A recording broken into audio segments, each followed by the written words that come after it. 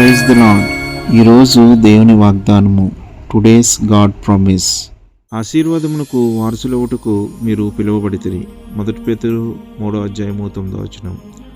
You are called so that you may inherit a blessing. 1 Peter 3:9. మనం ఇతరులకు ఆశీర్వాదంగా ఉండాలని దేవుని ఆశ. ప్రభువైన యేసుక్రీస్తు వారు మన పాపల నిమిత్తము తన శిలువ మరణం ద్వారా మనల్ని రక్షించి నిత్యజీవం అనే ఆశీర్వాదమునకు వారసులుగా చేశాడు. కనుక ఎన్ని కష్టాలు వచ్చినా మనం దేవుని సహాయంతో జయించాలి. దేవుని వారసులుగా ఆయన వాక్యానుసారంగా సాక్షిగా జీవించాలి. ఆమేన్. ప్రార్థన. ప్రేమగల మా తండ్రి, మమ్మల్ని ఆశీర్వాదమునకు వారసులుగా పిలిచినందుకు నీకు నిండు కృతజ్ఞతలు. మేము ఎల్లప్పుడూ నీ కృపలతో నడిచి ఇతరులు కూడా ఆశీర్వాదంగా ఉండినట్లు మమ్మల్ని నడిపించుము. యేసు నామములో ప్రార్థిస్తున్నాము మా తండ్రి. ఆమేన్.